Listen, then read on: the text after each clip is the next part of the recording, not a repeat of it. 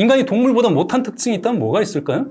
우리가 자기 반성하는 그런 존재라고 한다면 동물보다 못한 특징이 무엇이 있는지도 좀 살펴봐야 될 것 같은데요. 바로 자기 자신을 괴롭히는 유일한 생명체가 인간이라는 거죠. 고양이가 살이 쪘다고 막 자책할까요? 고양이가 잠을 많이 잤어요. 많이 자고 일어나서 오늘 아무것도 안 했다라고 스스로를 또 한심하게 여길까요? 친구가 적다고 자기 자신이 못났다라고 생각할까요?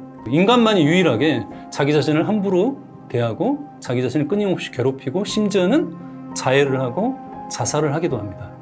나는 나를 왜 이렇게 대하는가? 특히 이제 여러분들이 자기 자신을 비난하거나 굉장히 어떤 자책하게 됐을 때 이런 질문을 한번 해보세요. 나는 왜 이렇게 나를 계속 비난을 할까? 나는 왜 이렇게 나를 이렇게 느낄까? 안녕하세요. 정신과 의사 문요한입니다. 제가 2018년도에 관계를 읽는 시간이라는 그런 책을 썼는데요. 그 책을 쓰고 나서 많은 분들이 여러 가지 좀 피드백을 좀 주셨는데, 여전히 인간관계가 좀 힘들다라고 호소하시는 분들 중에 많은 분들이 사실상은 자기와의 관계 자체가 오랜 동안 좀 불화에 빠져 있기 때문에 인간관계에 별로 좀 진척이 없다는 그런 호소를 좀 많이 하시더라고요. 그래서 인간관계가 좀 더 변화하려면 자기와의 관계가 좀 더 바뀌어야겠다, 이제 이런 생각들을 많이 하게 됐고요. 여러분들은 좀 어떠신가요? 예를 들면 이러신 분들 많죠. 다른 사람한테는 굉장히 좀 친절한데 자기 자신한테는 굉장히 함부로 대하고 굉장히 좀 무례하게 대하는 경우가 많지 않나요? 이를테면 다른 사람들의 어떤 그런 실수나 어떤 인간적인 부족함에 대해서는 괜찮아, 그럴 수도 있지, 이렇게 이제 이야기를 하지만, 여러분 자기 자신의 부족함이나 실수에 대해서는 어떻게 반응하시나요? 아마 많은 분들이 그럴 수 있지라고 이렇게 얘기하기보다는 어떻게 그럴 수 있어 라고 스스로를 책망하고, 더 심한 경우에는 비난하는 경우도 참 많은 것 같습니다. 특히 이제 오랜 시간 동안 자기 불화에 빠져 있는, 자기 비난이 심한 분들 같은 경우에는 이런 이야기들 참 많이 해요. 모든 게 다 내 탓이고, 그 다음에 모든 게 다 문제고, 그리고 나는 원래 이런 사람이라고 굉장히 자책하는 경우가 좀 많은데요. 여러분들한테 좀 더 좋은 자기 자신과의 관계를 위해서 자기 자신에게 꼭 하지 말아야 될 말이 있다고 한다면 저는 이 세 가지인 것 같아요. 우리가 이제 말이라는 게 생각하고 이렇게 연결이 돼 있잖아요. 어떤 생각을 하느냐가 또 어떤 식으로 표현되느냐하고 연결이 돼 있기 때문에, 제가 이제 임상 진료를 통해서 오랜 시간 동안 이제 마음의 상처를 많이 가지신 분들의 어떤 사고 습관, 자기 대화 습관을 이렇게 분석을 좀 해보면, 자기 불화에 빠져 있고 자기 비난에 시달리는 사람들은 세 가지 마음의 어떤 그런 작동 방식이 있습니다. 굉장히 역기능적인 거죠. 첫 번째가 개인화입니다. 그러니까 개인화라는 것은 어떤 문제를 모두 다 나의 책임이라고 좀 생각하는 거죠. 어떤 경우는 사실 상대방 책임도 있고 나의 책임도 있고 또 누구의 탓도 할 수 없는 그런 문제가 있음에도 불구하고 마음의 상처가 많은 분들은 모든 걸 다 자기 탓으로, 이걸 이제 개인화라고 이제 이렇게 이야기를 하고요. 두 번째는 마음의 상처가 많은 사람들은 또 일반화가 잘 일어납니다. 일반화라는 것은 내가 어떤 문제를 겪고 있다고 한다면 그것만 문제라고 생각하면 되는데 그 문제가 자꾸 이렇게 점점 확대되는 거죠. 그래서 모든 게 문제가 되는 겁니다. 이를테면 학생이라고 한다면 수학 시험을 망쳤거나 혹은 수학을 못하면 수학을 못한다고 생각하면 되는데 나는 공부를 못해, 이렇게 되고, 더 나아가서 어떤 생각을 할까요? 나는 잘하는 게 아무것도 없어, 이제 이렇게 자꾸 문제가 이렇게 확대되는 걸 일반화라고 할 수 있죠. 그다음 세 번째 또 어떤 특징을 가지고 있냐면 영속화라고 이제 할 수 있는데요. 지금 겪고 있는 문제가 앞으로도 얼마든지 바뀔 수 있고 변화될 수 있음에도 불구하고 마음의 상처가 많은 분들은 지금도 힘들지만 앞으로도 힘들 거고, 지금의 문제가 앞으로도 계속 이어지고 더욱더 더 심화될 거라고 보고, 그렇기 때문에 나는 원래부터 이렇고 앞으로도 달라지지 않을 거라고 생각하는 이런 세 가지 마음 습관을 가지고 있습니다. 이게 자기 대화에도 그대로 이어집니다. 그래서 개인화는 다 내 탓이야, 내가 문제야, 내가 없어지면 돼, 이렇게 이제 자책과 자기 비난에 빠지게 되고요. 그래서 여러분들한테 좀 드리고 싶은 이야기는 그런 세 가지 마음 습관에 따른 그런 자기 대화를 우리 스스로가 안 할 수 있다면 가장 좋지만 안 하기가 어렵다라고 한다면 그것들을 좀 더 빨리 알아차리고 좀 더 이성적이고 합리적인 마음으로 좀 더 옮겨가거나 그리고 좀 더 자기 친절의 마음으로 좀 옮겨가는 그런 자기 대화를 좀 하시면 좋을 것 같습니다. 그러게요. 우리는 왜 이렇게 자기 자신을 못 살게 굴까요? 여러분은 어떠세요? 제가 질문 하나 드려볼까요? 우리가 이제 인간의 특징하고 동물의 특징하고 이렇게 비교를 하잖아요. 그래서 동물한테는 없는데 인간만이 가지고 있는 고유의 특징이 무엇인지 이렇게 많이 얘기를 하잖아요. 어떤 게 떠오르세요? 인간만이 가지고 있는 고유의 특징 하면 뭐 우리가 배운 대로 하면 뭐 생각하는 인간, 뭐 도구를 사용하는 인간, 뭐 문화를 즐기는 인간 여러 가지 어떤 인간 고유의 특징이 있는데 대부분의 경우에는 아마 인간이 다른 동물보다 훨씬 더 우월한 종적인 특성을 가지고 있는 어떤 특징을 꼽을 겁니다. 그렇기 때문에 인간이 만물의 영장이고 우월하다고 생각을 하죠. 근데 이거 역시도 너무 이제 인간 중심적인 생각 아닐까요?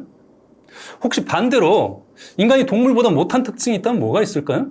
우리가 자기 반성하는 그런 존재라고 한다면 동물보다 못한 특징이 무엇이 있는지도 좀 살펴봐야 될 것 같은데요. 저는 가장 중요한 특징 중에 하나가 동물보다 못한 바로 자기 자신을 괴롭히는 유일한 생명체가 인간이라는 거죠. 동의하시나요? 여러분 어떻게 생각하시나요? 여러분이 키우고 있는 고양이를 한번 보죠. 고양이가 살이 쪘다고 막 자책할까요? 고양이가 잠을 많이 잤어요. 많이 자고 일어나서 오늘 아무것도 안 했다라고 스스로를 또 한심하게 여길까요? 막 이렇게 다니다가 밥그릇을 엎었어요. 이런 바보하고 이렇게 자기 비난의 이야기를 할까요? 혹은 친구가 적다고 자기 자신이 못났다라고 생각할까요? 아마 그렇게 생각하지는 않겠죠. 동물들은 아마 자해를 하지 않는 것 같습니다. 물론 예외가 있죠. 이런 자기 파괴적인 행동을 인간만이 하는 게 아니라 동물도 하는 경우 있는데 그건 아주 예외적인 거고요. 어떤 경우에 할까요? 그렇죠. 이렇게 동물원에 있는 그런 동물들은 이제 자해를 하죠. 그런데 야생에 있는 동물들은 사실은 자기 자신을 스스로 파괴하거나 괴롭히는 이런 모습은 보이지 않는 것 같고요. 인간만이 유일하게 자기 자신을 함부로 대하고 자기 자신을 끊임없이 괴롭히고 심지어는 자해를 하고 자살을 하기도 합니다. 왜 그럴까요? 왜 인간만이 스스로를 괴롭힐까요? 동물에게 없는 어떤 특징이 있길래 인간은 이런 식으로 스스로를 괴롭히는 걸까요? 그것은 아마 자아라는 정신적 장치 때문일 겁니다. 우리는 자아가 있죠? 내가 누구인지를 끊임없이 의식하는 그러한 정신적 장치를 우리는 자아라고 이야기하는데 이 자아의 어떤 순기능도 있고 이 자아의 역기능도 있죠. 이 자아는 끊임없이 자기를 의식하는 거기 때문에 자기 개념을 만듭니다. 나는 어떤 사람이라는. 그렇기 때문에 자꾸 판단을 하게 되죠. 내가 좋은 사람인지 나쁜 사람인지 내가 괜찮은 사람인지 괜찮지 않은 사람인지 이런 식으로 자꾸 이제 판단을 하게 되고요. 그래서 자기 개념을 형성합니다. 부정적인 자기 개념을 형성하는 분들도 있고 긍정적인 자기 개념을 형성하는 분들도 있죠. 근데 자아는 거기에만 머무르지 않습니다. 끊임없이 내가 이런 사람이 되어야 된다라고 이상적인 자아상을 막 만들어내죠. 여러분들은 어떠신가요? 이상적인 자아상이 있나요? 없나요? 아마 이상적인 자아상이 없는 분은 한 분도 없으실 거예요. 그게 인간의 본성이고 숙명이죠. 인간은 이런 식으로 끊임없이 이상적인 자아와 현실적 자아의 어떤 불일치를 겪게 될 수밖에 없죠. 그렇기 때문에 자아가 보기에는 내 자신이 마음에 안 드는 거죠. 나는 이렇게 살아야 되는데 나는 이런 식으로 행동해야 되는데 지금 현재의 내 모습은 그렇지 못하기 때문에 계속해서 못마땅하게 여기고 자책하고 그리고 비난하게 되는 이런 사이클이 계속 순환되겠죠.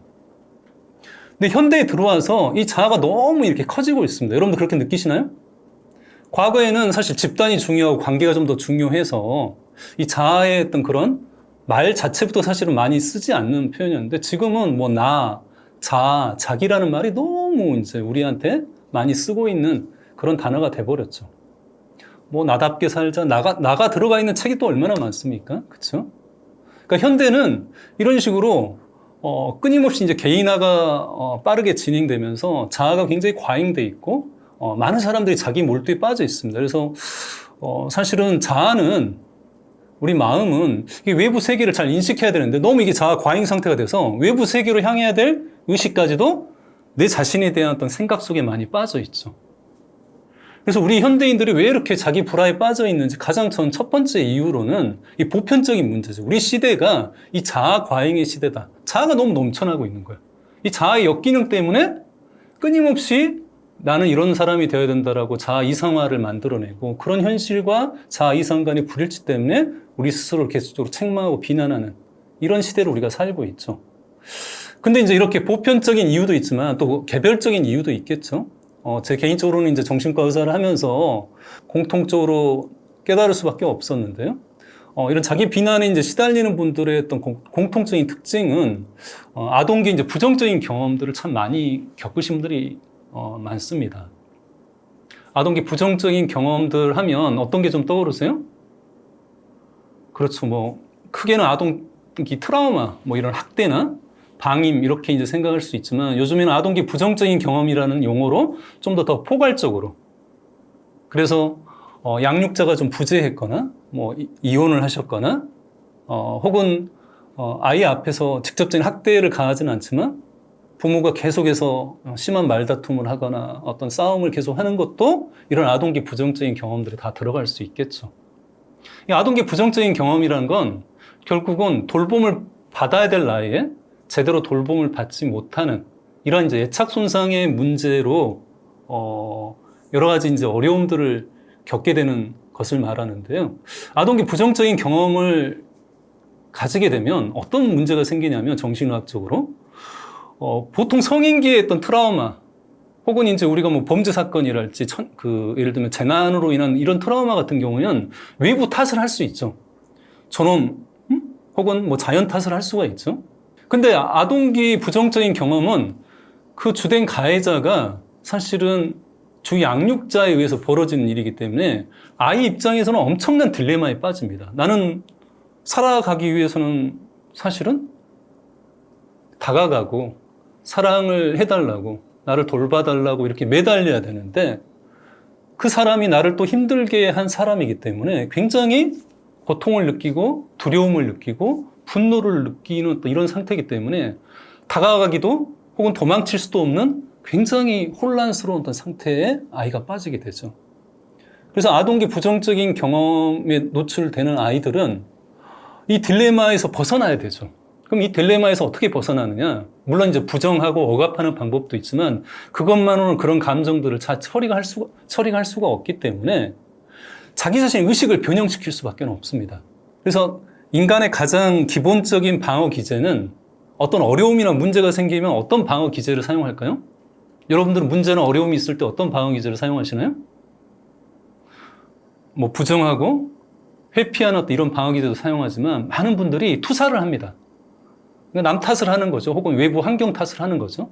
그래야만 내가 덜 괴롭고 편안할 수 있기 때문에 심리적으로 보호를 하죠. 근데 아동기 부정적인 경험들을 반복적으로 겪게 되면 결국 투사를 할 수가 없죠. 아까 얘기했던 것처럼 나는 사랑을 받고 돌봄을 받아야 되기 때문에 양육자를 계속 욕하고 뭐 계속 비난하면서 내가 사랑을 갈구할 수는 없잖아요. 그렇기 때문에 결국은 내 탓하기를 하게 됩니다. 그러니까 인간의 본성은 남 탓을 하게끔 돼 있는데 아동기 부정적인 경험들을 많이 겪은 사람들은 어린 시절부터 내 탓하기, 심리학 용어로는 turning against the self라고 표현하게 되는데요. 이런 내 탓하기 방어 기제가 어릴 때부터 과대하게 발달을 하게 됩니다. 그렇기 때문에 내 문제가 아닌 것까지도 내 탓이라고 여기게 되고 또 내가 해결해야 될 책임이 있는 것도 아닌데도 불구하고 상대방의 문제나 상대방의 어려움을 내가 해결해 줘야 된다고 생각하게 되는 이런 과잉 책임감도 많이 겪게 되죠.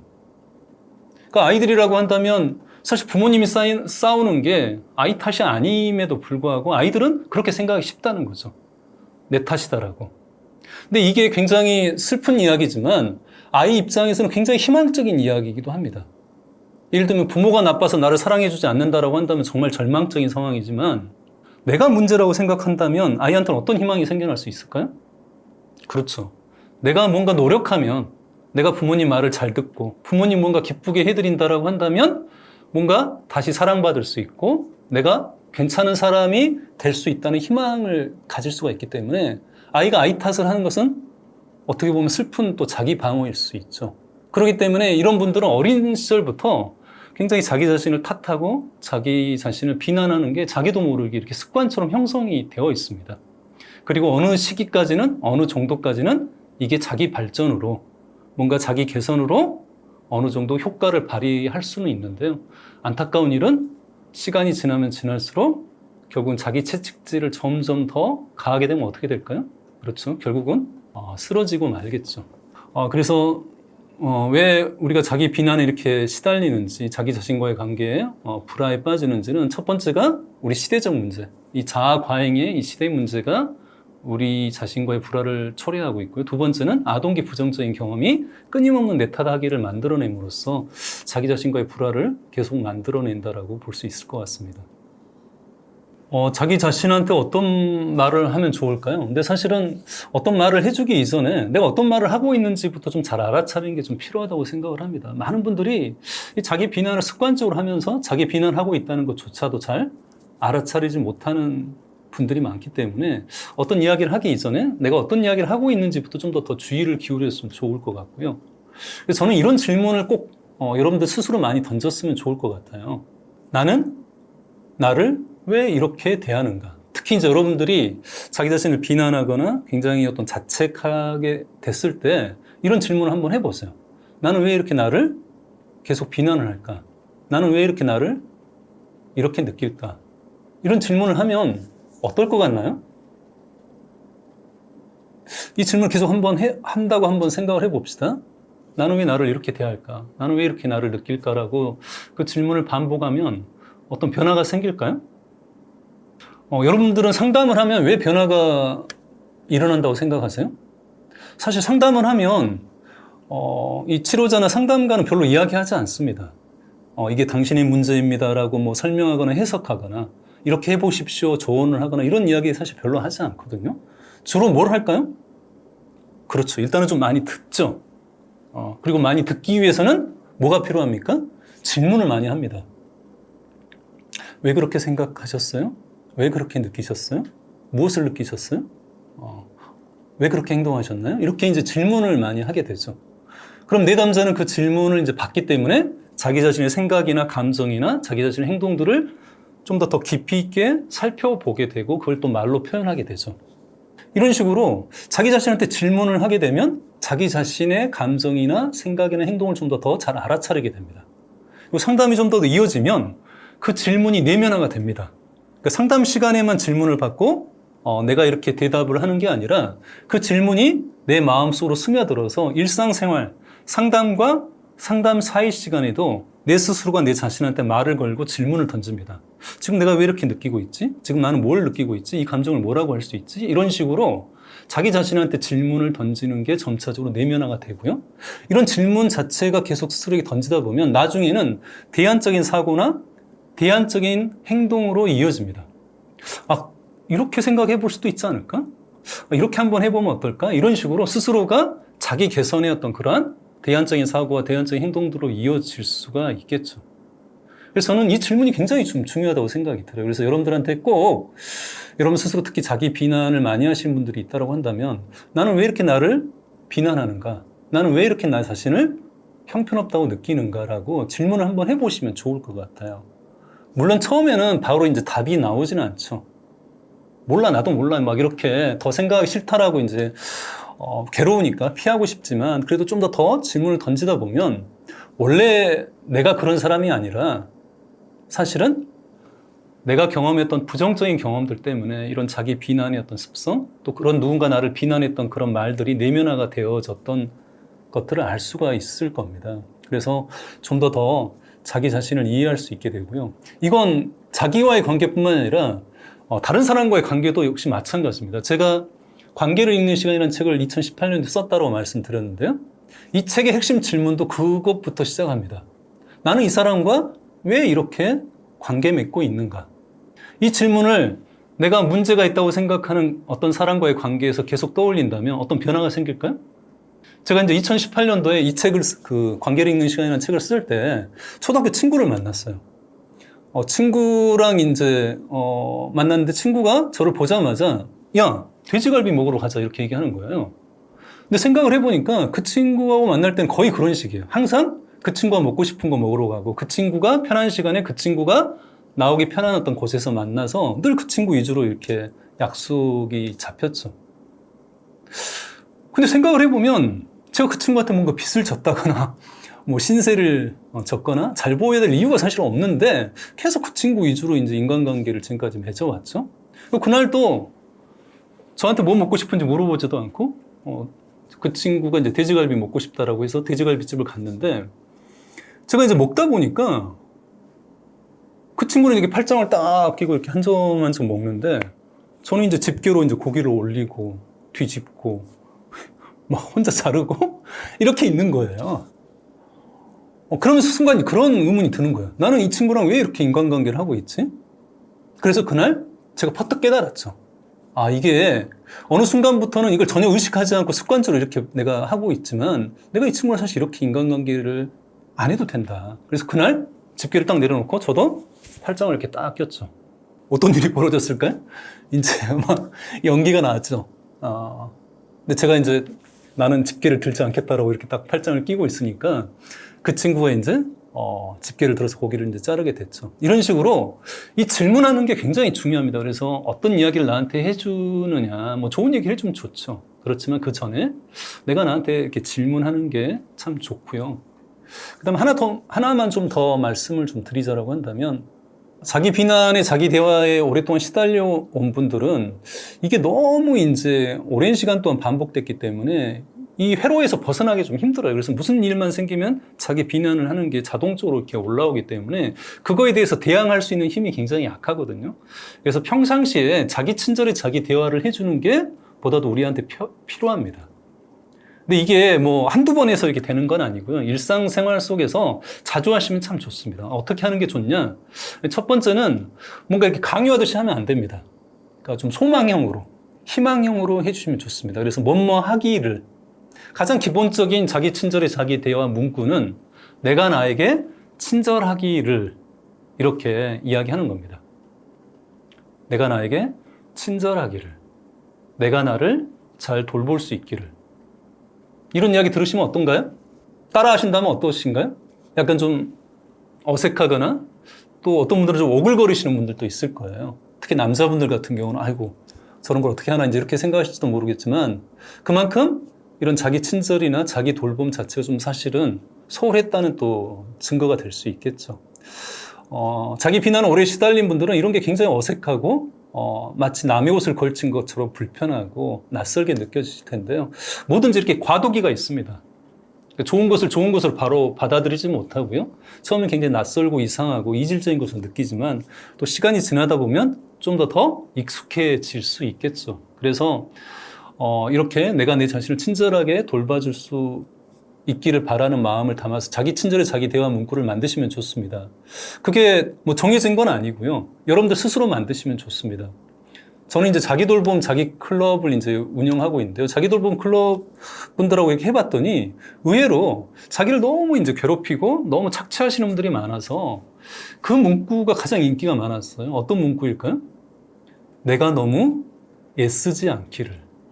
이 문구를 너무 좋아하시는 거예요. 그러니까 그만큼 너무 스스로한테 채찍질을 가하시는 분들이 많은 거죠. 참고로 저는 이제 10년 정도 계속 자기 친절에 자기 대화하는 문구가 있습니다. 저는 이제 자해 명상이라고 하는데요. 자기 친절 명상하면서 제 가슴 속에서 이렇게 울려 나오는 그런 자기 친절 문구가 있어서 그걸 10년 동안 하고 있는데 틈나는 대로 합니다. 뭐 길 걷다가도 하고, 뭐 거울 보고도 하고, 뭐 저녁에 자기 전에도 하는데요. 내가 힘들 때조차 나에게 친절할 수 있기를 이렇게 이제 이야기를 합니다. 근데 이 이야기를 할 때 그냥 이렇게 말만 하면 좀 효과가 좀 덜 하고요. 이렇게 자기 자신을 접촉하면서 이야기를 해주면 훨씬 더 효과적입니다. 많은 분들이 교감신경, 부교감신경 아시죠? 교감신경은 흥분, 부교감신경은 흥분의 반대말 이완. 그렇죠? 근데 부교감신경 중에 가장 대표적인 부교감신경이 미주신경입니다. 미주신경이 이 얼굴, 그 다음에 귀 뒤쪽 목, 그 다음에 이 심장 위쪽 가슴, 상부, 가슴 상부 쪽으로 이렇게 분포되어 있는데요. 이 앞쪽 미주신경이 부교감신경 중에서 이완 기능을 담당하기 때문에 이 앞쪽 미주신경을 자극하고 마사지 해주거나 토닥토닥 해주시면 이게 좀 더 자기 진정, 자기 위로 효과가 나타납니다. 그래서 자기 친절에 자기 대화할 때는 꼭 이런 식으로 가슴을 토닥토닥 하면서 내가 힘들 때조차 나에게 친절할 수 있기를. 또 이렇게 나비퐁도 좋습니다. 쓰담쓰담 하시면서 내가 나를 잘 돌볼 수 있기를. 몸이 아픈 데가 있다고 한다면 내가 허리를 잘 돌볼 수 있기를. 이런 식으로 좀 더 자기 친절에 자기 대화를 일상에서 해준다고 한다면 보다 더 우리가 자기 불화했던 관계에서 자기 친절의 관계로 나아갈 수 있지 않을까 싶습니다.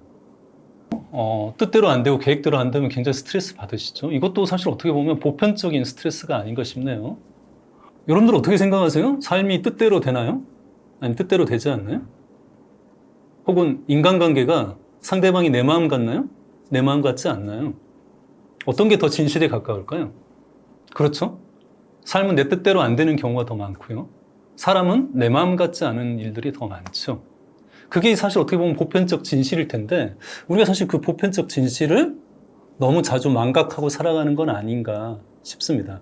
인간은 사실은 현실과 이상의 불일치 때문에 고통을 느끼죠. 현실과 기대라고도 할 수 있고요. 여러분들 한번 생각을 해보세요. 여러분들 왜 괴로우세요? 여러분들 고통의 원인이 뭡니까?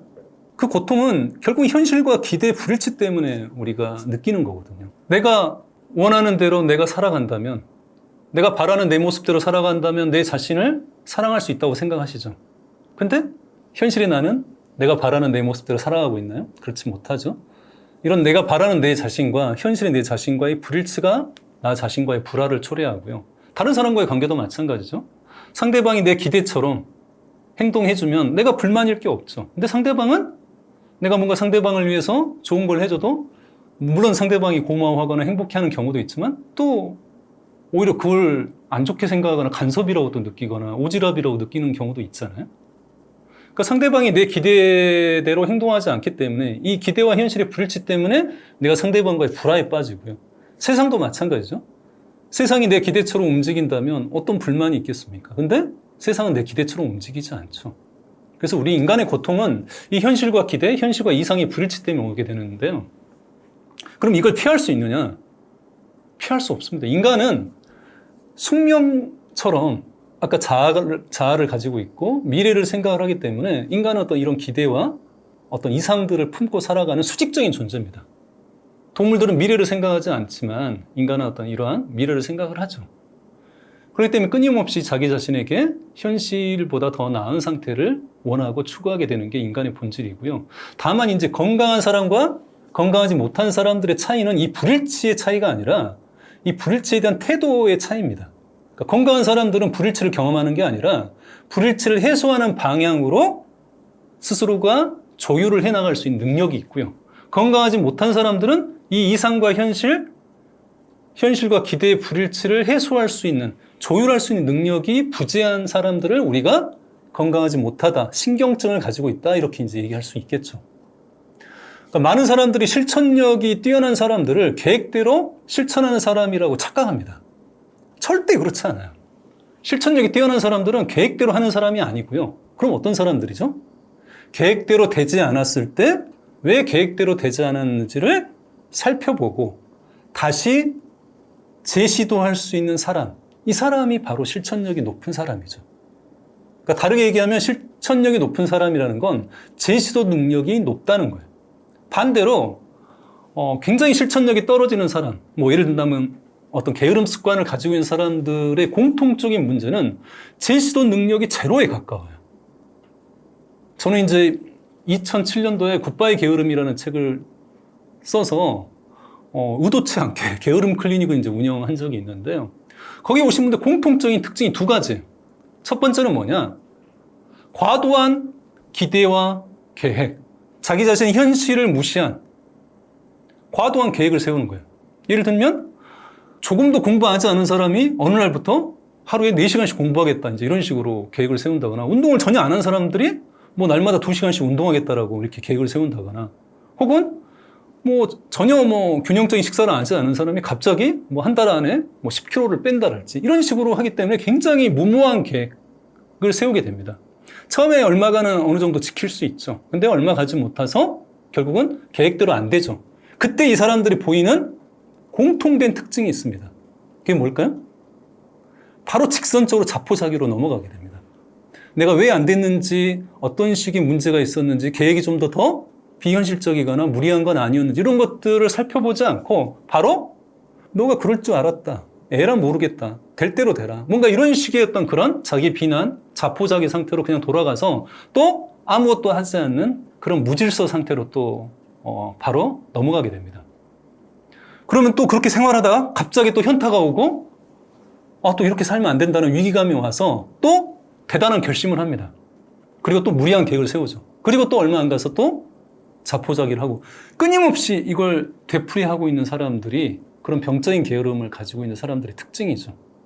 여러분은 어떠신가요? 혹시 뜨끔하신 분이 있지 않나요? 뭐 정도의 차이는 있을지 모르지만 많은 분들이 이런 문제를 많이 가지고 있습니다. 그렇기 때문에 아까 건강한 사람들, 실천력이 강한 사람들은 어떤 사람들이냐면 이상을 좀 더 낮추죠. 그렇죠? 이게 무리했구나. 이건 나한테 지금 당장은 어렵구나라고 좀 더 현실까지 내려오는 건 아니지만 현실보다 약간 상회하는 도달 가능한 목표로 좀 더 조정할 수 있게 되고요. 그 다음에 목표만 조정하는 게 아니라 내가 어떤 식으로 좀 더 노력할 수 있는지 방법이랄지 환경이랄지 내 마음가짐 이런 부분을 좀 더 노력을 해서 좀 더 나 자신을 또 개선해 나가는 노력들도 같이 이렇게 해 나가는 거죠. 그래서 여러분들 앞으로도 굉장히 이게 계속 반복될 문제일 수 있는데요. 가장 중요한 거 우리 인간은 이 현실과 이상의 불일치 속에서 계속 힘들게 살아갈 수밖에 없지만 이것들을 조율하는 능력을 빨리 우리 스스로 길러내느냐가 굉장히 건강하고 그리고 보다 더 성장하는 삶으로 했던 그런 관건이라고 할 수 있을 것 같습니다. 아마 이 방송 들으신 분 중에 걱정도 많고 불안도 많고 고민도 많으신 분들이 있겠죠. 제가 이제 얼마 전에 어떤 대학생들 강의를 하러 간 적이 있어요. 그래서 대학생들 강의를 하는데 제가 일방적으로만 얘기하기가 좀 그래서 학생 여러분들에게 이제 포스트잇을 나눠드리고 여러분들이 현재 고민이 무엇인지 좀 적어서 이렇게 내달라고 좀 부탁을 드렸어요.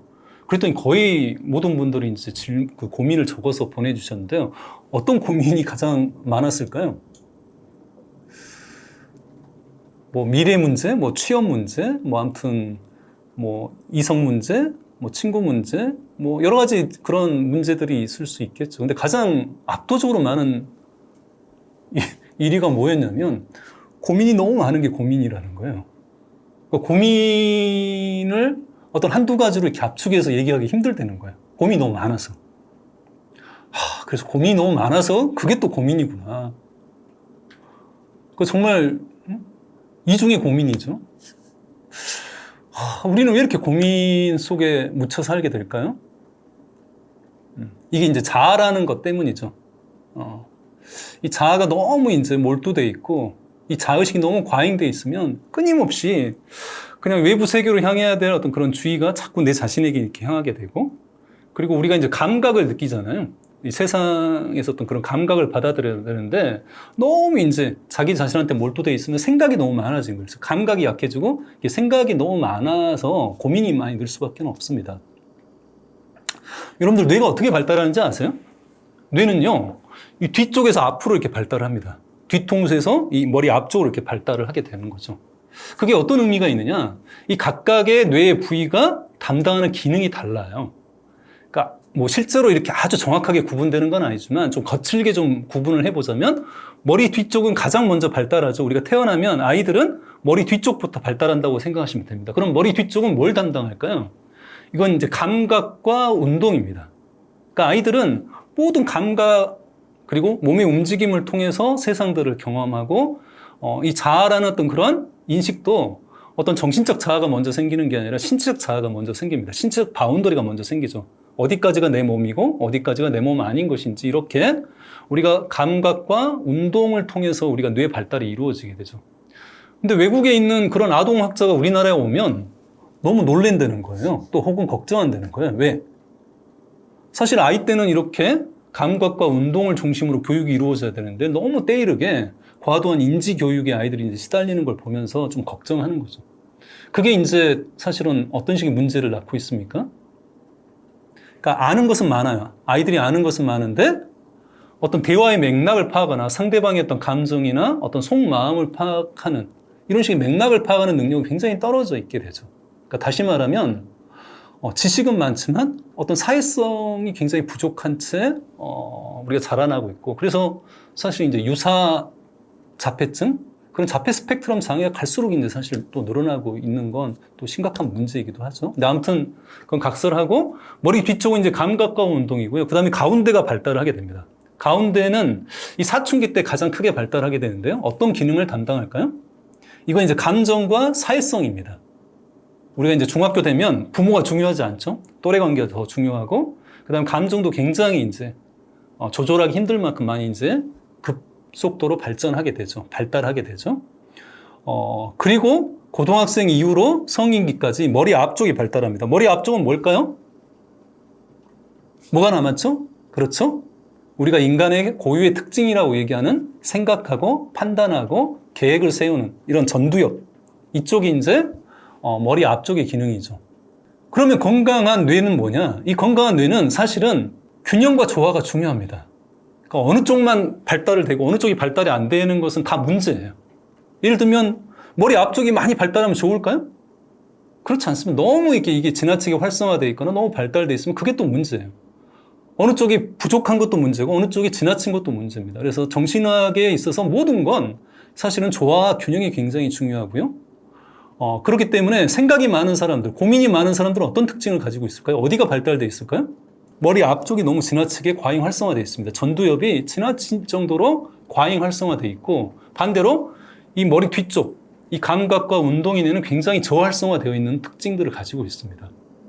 그렇기 때문에 이분들은 스스로가 이런 자아의 어떤 그런 스위치, 생각의 스위치를 멈출 수가 없어요. 너무 이게 활성화되어 있기 때문에 우리가 반추라고 얘기하죠. 특히 이제 자기 비난까지 하고 계신 분들은 부정적인 반추에서 벗어날 수가 없어요. 계속 고민하고 계속 자기 자신에 대해 자책하고, 이런 어떻게 보면 물을 우리가 흘려보낼 때 고리 깊은 곳으로 물이 자연스럽게 흘러가는 것처럼 그런 쪽으로 뇌의 회로가 너무 잘 발달되어 있기 때문에 그쪽으로만 계속 생각의 회로 쪽으로만, 고민의 회로 쪽으로만 흘러가기 때문에 거기 스스로 스탑할 수가 없죠. 만약 우리가 내가 생각을 안 해야지, 내가 고민을 안 해야지라고 해서 안 할 수 있다면 정신과 다 문 닫아야 됩니다. 그렇지 않나요? 여러분 불면증이 시달리는데 내가 오늘부터 잘 자야지라고 결심한다고 해서 잠을 잘 잘 수 있다면 정신과가 뭐하러 필요 있겠습니까? 우리 마음의 많은 문제들은 결심으로 해결이 안 됩니다. 절대. 오히려 더 악화시키게 되는 경우가 많죠. 그러면 너무 고민이 많고 생각이 많은 사람들은 어떻게 해야 될까요? 그런 의문이 들죠? 그런 질문이 드실 텐데 어떻게 하는 게 좋을까요? 생각을 안 하려는 노력이 아무 의미가 없고 오히려 더 역효과를 초래한다면 어떻게 해야 될까요? 그 방법은 다른 쪽 뇌를 활성화시키는 겁니다. 가장 대표적인 게 감각의 뇌, 머리 뒤쪽을 활성화시키는 게 가장 생각의 뇌를 조용하게 하는, 어떻게 보면 그 스위치를 끄는 효과를 발휘하게 됩니다. 그래서 제가 지금 하고 있는 일들이 주로 이제 그런 일입니다. 그래서 이 감각을 활성화시키는 거. 그래서 저는 이제 치유 걷기, 걷기 상담 이런 것들을 이제 야외에서 많이 하게 되는데요. 걸으면서 그냥 생각하면서 걷게 하는 게 아니라 사람들이 내가 지금 어떤 감각을 느끼는지를 잘 느낄 수 있도록 제가 이제 안내를 하죠. 그래서 발바닥과 땅이 만나는 느낌, 족관절, 무릎관절, 고관절, 어깨관절, 걸을 때 어떻게 관절들이 움직이고, 걸을 때 내 척추가 어떻게 움직이고, 그 다음에 내장기관의 또 움직임들이 어떻게 또 변화되는지, 이런 어떤 걸으면서 했던 여러 가지 신체 감각적인 변화들, 이런 부분들을 내 몸에 주의를 기울이고 내 몸의 감각을 잘 느끼는 걸 몸챙김, 바디플리스 이렇게 이야기를 합니다. 그래서 우리가 몸의 감각이 깨어나게 되면 생각은 상대적으로 약화되고, 우리가 생각이나 감정은 우리를 과거나 미래로 자꾸 끌고 가게 됩니다. 지금 여기에 존재할 수 없게 하죠. 우리를 유일하게 지금 여기에 존재하게 하는 건 무엇일까요? 그렇죠. 감각입니다. 그래서 생각이 많으신 분들, 고민이 많으신 분들은 너무 이렇게 앉아서 자꾸 고민을 고민으로 풀려고 하시면 절대 답이 없고요. 일단 움직이시는 게 참 좋습니다. 움직이고, 그 다음 움직일 때 그냥 습관적으로 움직이고 생각하면서 움직이기보다는 좀 더 감각에 주의를 기울이면서 움직이는 거.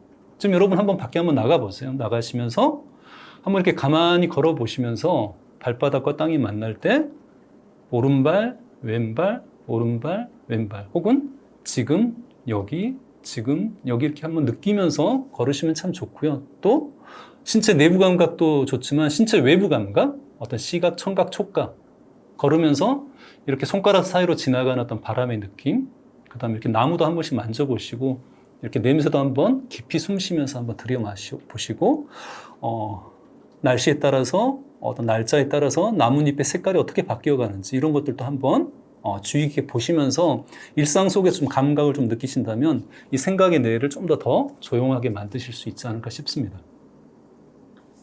저는 이제 인간을 휴먼 비잉이라고 생각하지 않고 휴먼 비커밍, 그러니까 됨의 존재가 아니라 되어감의 존재라고 생각을 하고요. 그래서 제 어떤 그런 지금 뭐 글을 쓰고 이렇게 사람들과 같이 마음 훈련을 하는 데 있어서 가장 중요한 어떤 초점을 저는 성장에 이제 이렇게 놓고 바라봅니다. 그래서 그런 이제 성장 지향적인 어떤 관점으로서 삶과 좀 사람들을 바라보고 있는데요. 그러면 어떻게 하면 우리가 좀 더 건강한 어른이 되어갈 수 있을까? 사실 인간은 어떻게 보면 동물 중에서 가장 연약한 존재죠. 가장 미완성의 존재로 세상에 태어나죠. 다른 동물들은 막 보면 이렇게 태어난 지 얼마 되지도 않아서 막 뛰어다니기도 하고 먹을 것도 이렇게 찾아다니기도 하고 이제 이렇게 되는데 인간은 가장 오랜 시간 동안 이 보살핌을 받아야죠. 그렇기 때문에 애착 본능도 가장 강하죠. 인간은. 근데 그렇다고 해서 성인이 되면 좀 달라질까요? 물론 이제 성인이 되면 우리가 또 스스로 살아갈 수 있는 힘도 생기지만 사실은 성인이 되더라도 인간은 굉장히 기본적으로 연약합니다. 상처를 잘 받죠. 돌봄도 계속 필요하고 의지할 대상도 필요합니다. 그래서 인간은 끊임없이 돌봄이 필요한 대상이라고 좀 생각을 하는데 다만 아이와 어른의 어떤 본질적인 차이가 있죠. 아이는 다른 사람으로부터 전적으로 돌봄을 받아야 될 존재라고 한다면 어른은 자기 스스로가 자기를 돌보는 사람이 바로 어른이라고 할 수 있겠죠. 그래서 건강한 발달이란 건 이런 돌봄의 책임이 잘 이전되는 겁니다. 그러니까 어릴 때는 다른 사람한테 돌봄을 잘 받아서 성인이 되면서 그런 돌봄의 책임이 외부에서 내부로 옮겨간다면 그건 건강한 발달, 건강한 성인이 이루어졌다 이렇게 얘기할 수 있겠죠. 그렇다면 어떻게 자기 자신을 돌봐야 되느냐? 이건 이제 크게 한 3가지 정도로 생각을 해봐야 되는데 먼저 신체적인 돌봄이죠. 아이 때는 우리 부모님들이 양육자가 우리를 신체로 잘 돌봐주죠. 뭐 씻겨주기도 하고 재워주기도 하고 맛있는 것도 이렇게 먹여주기도 하고 아프면 또 병원에 데리고 가기도 하고 이렇게 우리 자신의 몸을 돌보는 걸 부모님들이 양육자가 이렇게 해줬죠. 어른이 되면 그 돌봄을 스스로가 해야죠.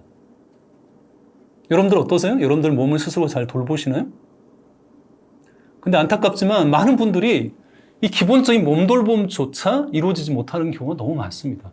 너무 이제 머리로 또 세상을 살아가기 때문에 또 해야 될 일, 나는 이런 사람이 돼야 된다는 어떤 그런 자아 이상에 너무 이제 매몰되다 보면 내가 내 몸을 자꾸 혹사시키고 잠도 제대로 안 재우고 먹을 것도 제대로 안 챙겨주고 뭐 운동도 제대로 안 하고 계속해서 내 어떤 그런 무언가를 성취해내는 어떤 도구로서 몸을 착취하게 되죠. 그러다가 몸이 아프면 어떤 마음이 드세요? 사실 자연스러운 건 어떻게 보면 몸한테 미안해야 됩니다. 내가 너무 몸을 돌보지 못해서 몸이 이제 참다 못해 비명을 질렀으면 내가 미안해야 되잖아요. 근데 이 자기 자신을 잘 못 돌보는 사람들은 몸한테 막 짜증을 냅니다. 지금 내가 해야 될 것도 많은데, 제기랄, 뭐 이렇게 몸까지 아파가지고, 나는 왜 이렇게 저질 체력이야, 뭐 아무튼 왜 이런 몸을 타고 나와가지고, 뭐 아무튼 이런 식으로 몸을 원망하고 몸에 대해서 비난하고 막 이렇게 자기 몸을 혐오하고 막 이런 분들이 너무 많죠. 그러니까 어떻게 보면 어른으로서 자기 돌봄이 안 이루어지는 거죠. 그래서 자기 돌봄의 가장 기본은 몸 돌봄이에요. 몸을 돌보지 않으면서 막 자기 자신의 목표를 추구하고 뭐 이렇게 자기 자신의 또 뭐 마음 챙김하고 이렇게 한다라고 해도 가장 기본적인 몸을 돌보지 않는다면 그게 무슨 자기 돌봄이겠습니까? 그러니까 자기 돌봄의 가장 기본은 몸 돌봄이다. 그래서 이 몸 돌봄을 위해서는 늘 여러분들이 3가지 질문을 하셔야 됩니다. 내가 잘 자고 있는가? 잘 먹고 있는가? 잘 움직이고 있는가? 이 3가지 질문이 기본입니다. 이렇게 이 3가지만 여러분들이 잘 유지를 해나간다면 이게 정신적인 돌봄, 마음 돌봄에 굉장히 큰 자원이 됩니다. 우리는 마치 이게 몸 돌봄이 따로 있고 마음 돌봄 따로 있고 뭐 생활 돌봄 따로 있다고 생각하기 쉬운데 그렇지 않고 다 연결되어 있습니다. 공통된 자원입니다. 그러니까 몸 돌봄의 에너지가 있으면 마음 돌봄의 에너지도 같이 있는 거죠. 그렇기 때문에 잘 자고 잘 먹고 잘 움직이는 사람들이 마음도 잘 돌보는 거지. 아침에 일어났는데 막 몸이 피곤하고 막 이렇게 기운도 없는 사람이 어떻게 자기 감정들을 잘 인식하고 분류하고 이렇게 표현할 수 있겠습니까? 그래서 마음 돌봄과 몸 돌봄은 이렇게 분리해 생각할 문제가 아니라 몸 돌봄이 가장 기본이다. 그 다음 마음 돌봄이죠. 그래서 어른은 어릴 때는 막 내 마음이 힘들면 막 가서 이렇게 매달리고 위로를 다른 사람한테 이렇게 해달라고 이렇게 할 수 있지만 어른이 돼서는 늘 그럴 수는 없잖아요. 그렇잖아요. 그래서 기본적으로 정서적인 돌봄을 할 수 있어야죠. 근데 많은 분들이 정서적인 돌봄은커녕 자기 자신을 오히려 더 비난하고 책망하고 외면하고 혹은 돌본다라고 위로한다라고 하지만 사실 그게 돌보는 게 아닌 경우가 많아요. 대표적인 게 뭘까요? 나는 나 자신을 이렇게 위로해 준다라고 하지만 그게 정서적인 돌봄이 아니라 사실은 궁극적으로는 자기 파괴적인 어떤 행동인 경우가 많아요. 뭐가 있을까요? 그렇죠. 대표적인 게 이제 폭식을 하거나 그러니까 너무 이제 잠에 빠져 너무 이제 과수면을 한다거나 너무 또 심하게 운동을 하거나 이런 것들도 내가 그 감정, 정서적으로 나를 돌볼 수가 없기 때문에 그 감정을 빨리 바꿔주기 위해서, 빨리 잊어버리기 위해서 순식간에 그 감정을 바꿔줄 수 있는 어떤 그런 활동, 그 대표적인 것들 대부분 다 중독의 대상들이거든요. 어떤 그런 어떤 포르노일 수도 있고요. 혹은 뭐 동영상일 수도 있고, 그런 이제 음식일 수도 있고요. 과도한 운동일 수도 있고요. 심지어는 자해하는 사람도 있는데 자해는 자살하고 달라요. 자살은 정말 자기 자신의 존재 자체를 소멸시키려고 하는 어떤 충동이라고 한다면 자해는 자기를 파괴시키는 충동이라고 생각하잖아요. 근데 그렇지 않아요. 자해를 하는 사람들의 의도는 자기를 파괴시키려고 하는 게 아니라 자기를 위안을 받기 위해서 하는 거예요. 왜냐하면 이분들은 정서적인 고통이 너무 크기 때문에 그것을 신체적인 고통으로 전환시키는 거거든요. 그래서 몸에 이렇게 상처를 내고 이렇게 피를 보는 순간 굉장히 뭔가 긴장이 풀리고 분노가 이렇게 뭔가 이렇게 사그라들고 뭔가 몸과 마음이 이렇게 이완되어진 느낌들을 공통적으로 느낍니다. 그렇기 때문에 어떻게 보면 이것도 하나의 자기 위로죠. 근데 다만 자기 위로가 모든 게 다 건강한 자기 위로만 있는 게 아니라 이런 식으로 즉각적으로 기분을 빨리 변경시키기 위해서 어떤 과도한 어떤 활동이나 어떤 대상에 몰두되는 것들은 사실은 중독이라고 봐야 되고요. 이런 부분들은 좀 해로운 자기 위로라고 볼 수 있겠죠. 그래서 좀 더 정서적인 자기 돌봄의 능력들이 필요하고 그게 이제 자기 친절을 배양시켜 나가는 게 이제 필요하겠죠. 그다음 세 번째가 이제 생활 돌봄입니다. 생활 돌봄이란 건 우리가 이제 워라밸 이렇게 이제 얘기를 하는 것처럼 일과 삶의 균형이라고 했을 때 이 일을 뺀 삶의 나머지 영역에서 가장 중요한 게 뭘까요? 그렇죠. 그건 이제 여가라고 할 수 있을 것 같습니다. 그래서 우리가 생활 돌봄이라고 한다면 내가 나에게 기쁨과 활력을 줄 수 있는 내 생활들을 해 나갈 수 있느냐. 이 부분들 굉장히 중요하고 그것에 있어서 휴식이 굉장히 필요하죠. 근데 많은 사람들이 그냥 일을 하지 않는 것을 휴식이라고 생각하지 않는데 휴식은 좀 더 적극적인 의미가 담겨 있습니다. 나에게 기쁨과 활력을 줄 수 있는 휴식을 취해야지 내가 다시 또 일할 수 있는 어떤 그런 에너지나 힘들을 만들 수 있겠죠. 그래서 건강한 어른은 내가 무엇을 할 때 기쁨과 활력을 느끼는지 나에게 좋은 휴식이 무엇인지를 아는 사람들이 사실은 건강한 어른이라고 할 수 있고요. 그런 시간들을 자기 자신에게 허락할 수 있는 사람들. 근데 많은 현대인들이 사실 그렇지 못하죠. 뭔가 자꾸 생산적인 일을 해야 된다고 생각을 하지 나에게 뭔가 기쁨과 활력을 주는 이런 순수한 기쁨, 어떤 놀이와 같은 어떤 휴식들을 자꾸 외면하게 되기 때문에 시간이 지나면 갈수록 이렇게 번아웃이 많이 더 심각해지고 있는 것 같습니다. 주변에 참 많죠. 거절 못 하시는 분들. 저도 사실은 이제 거절을 참 못했던 것 같아요. 근데 우리는 왜 이렇게 거절을 잘 못할까요? 내가 거절을 했을 때 그 결과를 뭔가 걱정하거나 두려워하는 거죠. 어떤 결과를 두려워할까요? 관계가 불편해질까봐. 뭔가 관계가 위험해질까봐. 상대방이 뭔가 기분이 크게 상하지 않을까. 이제 이런 것들을 많이 이제 염려하죠. 근데 어떤 사람들은 또 그런 거 별로 신경 쓰지 말라고 또 얘기하시는 분들이 있죠. 근데 인간은 아주 뼛속 깊이 사회적 존재입니다. 인간은 개별적인 생존을 선택하고 진화되어 온 게 아니라 집단적인 생존을 선택하고 진화되어 왔기 때문에 인간은 다른 사람과의 인간적인 관계를 굉장히 크게 중요하게 여기죠. 그래서 인간은 두 가지 생명이 있죠. 이 신체적 생명도 있지만 이 사회적 생명이라는 게 있죠. 그래서 우리가 뭔가 중요한 관계가 끊어지거나 혹은 내가 어떤 조직이나 집단에서 배제당하는 어떤 이런 상황에 놓일 때 우리 사회적 생명이 굉장히 위협받고 그때는 마치 신체적 생명이 위협받는 것처럼 큰 공포감을 느끼고 심지어는 그러한 고통 때문에 생명을 마감하게 되는 경우도 있죠. 예를 든다면 왕따를 당한다면 정말 뭐 자살衝動도 굉장히 많을 수밖에 없는 거고요. 암보다 더 한 5배 정도 자살률이 높은 질환이 있어요. 참고로 정신적인 질환은 아니고요. 우울증 말고요. 그럼 뭐가 있을까요? 에이즈입니다. 에이즈는 주변 사람들하고 다 어떤 관계 자체가 결국 파괴당하기 때문에 살아가기가 정말 힘들죠. 그래서 굉장히 자살률이 높고요. 그래서 인간은 이렇게 본래적으로 관계를 굉장히 중요하게 여기는 어떤 존재이고 본능적으로 그렇게 되어 있습니다. 그래서 거절하는 거에 대한 불편함을 느끼는 게 너무 자연스러운 거고요. 인간적인 거죠. 오히려 그런 불편함을 느끼지 않고 그냥 거절을 잘하는 사람이 어떻게 보면 보편적이지 못한 사람이라고 볼 수 있죠. 근데 문제는 이런 거절을 못 하시는 분들은 너무 이렇게 거절에 대한 어떤 두려움들이 과장되어 있다는 거죠. 다시 얘기하면 거절 민감도라고 할 수 있는데 이 거절에 대한 두려움들을 가진 사람들은 이 거절 민감도가 굉장히 높습니다. 거절 민감도가 높다는 것은 어떤 의미냐면 예를 들어서 내가 상대방한테 무엇을 부탁하거나 요청을 했는데 상대방이 거절하면 내 부탁이나 내 요청을 상대방의 상황 때문에 거절했구나 이렇게 받아들이는 게 아니고요. 거절 민감도가 높은 사람들은 어떻게 받아들일까요? 저 사람이 나를 싫어하는구나. 나라는 존재를 거절하는구나. 이렇게 받아들이는 거예요. 예를 들어서 전화를 했는데 상대방이 전화를 안 받아. 그러면 보통의 경우라고 한다면 무슨 일이 있구나 이렇게 생각을 하는 게 일반적인데 이런 거절 민감도가 높은 사람들은 저 사람이 나를 싫어하나? 나를 피하고 있나? 이렇게 생각을 하는 거죠. 예를 들어서 친구한테 연락이 와요. 나 이번 주 약속했잖아. 근데 오늘 이번 주 무슨 일이 있어. 다음 주에 만나면 어떨까? 이렇게 얘기를 하면 보통의 경우에는 그럴 수 있다고 생각하는데 이런 거절 민감도 높은 사람들은 나를 만나는 걸 싫어하는 거 아닐까? 이런 식의 생각들이 자동적으로 이렇게 떠오르는 거죠.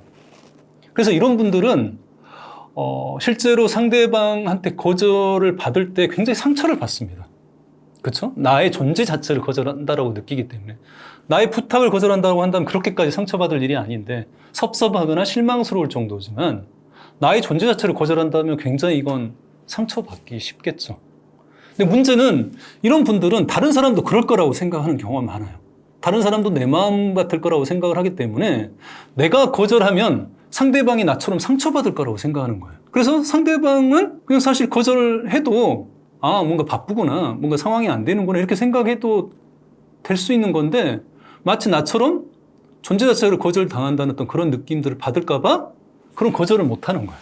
근데 이게 뭐 사실은 그때그때마다 막 이렇게 그런 생각들을 의식하고 이렇게 하는 게 아니라 너무 자동화되어 있는 거예요. 그러니까 자기도 모르게 너무 자동화되어 있기 때문에 상대방의 요청이나 부탁을 받으면 조금 생각을 해볼게요랄지 혹은 여기까지는 제가 할 수 있고 이 정도는 사실 무리입니다라고 내가 할 수 있는 정도의 어떤 그런 바운드를 정하지 못하고 그냥 덥석 그렇게 하겠다고 받아들이고 나중에 이제 골머리를 앓죠. 내가 괜히 그냥 그걸 받아들였다라고 생각을 하면서 내일까지 못하게 됐다라고 이렇게 자책하게 되는 경우가 많고요. 그래서 거절을 못 하시는 분들의 가장 큰 특징은 이런 거절 민감도가 높다는 거. 그리고 거절 민감도가 높기 때문에 상대방의 거절도 그렇고 자기가 거절할 때도 이렇게 그 거절에 대한 두려움들을 너무 과장시키고 있다는 게 가장 큰 문제고요. 그 다음에 또 하나의 문제가 많은 분들이 거절을 할 때 그 거절 자체가 상대방과의 관계를 위험에 빠뜨리거나 불편하게 만든다고 생각하는 경우가 많은데요. 그렇지 않아요. 거절 자체가 아니라 거절에 대한 태도가 굉장히 중요합니다. 그러니까 상대방이 기분 나쁘게 거절하는 사람들 있잖아요. 특히 막 판단하면서 이렇게 돈을 꿔달라고 얘기하는데 꿔달라고 부탁을 했는데 그냥 나 요즘 돈이 없어라고 얘기를 하면 괜찮은데 너 그 정도 돈도 없냐라고 이렇게 얘기를 하면 얼마나 마음이 상합니까? 그러니까 사실은 우리가 거절 때문에 상처를 받는다면 사실 그건 거절 자체라기보다는 거절에 대한 태도가 중요합니다. 그래서 내 상황, 내가 지금 어려워, 내가 지금 바빠 이렇게 상대방에 대한 판단이 아니라 내 상황에 초점을 두고 그리고 정중하게 얘기를 한다면 사실은 상대방이 내가 생각하는 만큼 그렇게 상처받지도 않고요. 약간의 어떤 그런 실망이나 불편함이 있을 수는 있죠. 근데 그 불편함은 어떻게 될까요? 시간이 지나면? 대부분의 경우는 그냥 사라집니다. 우리가 감정이라는 건 대부분의 감정은 상황과 자극이 지나가게 되면 저절로 사라지게 돼 있습니다. 그게 감정의 특징이죠. 그렇기 때문에 너무 상대방이 내 마음 같을 거라고 생각하지 마시고요. 그 다음에 거절 자체가 아니라 거절에 대한 태도가 중요하다고 생각하시고 좀 더 부드럽고 정중한 거절들을 여러분들이 좀 더 연습을 하신다면 이런 부분도 점차적으로 나아질 거라고 저는 생각을 합니다. 그리고 주변에 그런 분들이 있죠. 굉장히 좋은 사람 같은데 이 사람하고 같이 있으면 너무 좀 피곤하기도 하고 또 때로는 너무 좀 성가신다라는 느낌도 좀 들 때가 있죠. 또 이런 분들은 예를 들면 좋은 상대방을 위해서 배려를 하지만 정작 좋은 얘기 많이 못 듣는 경우가 많아요.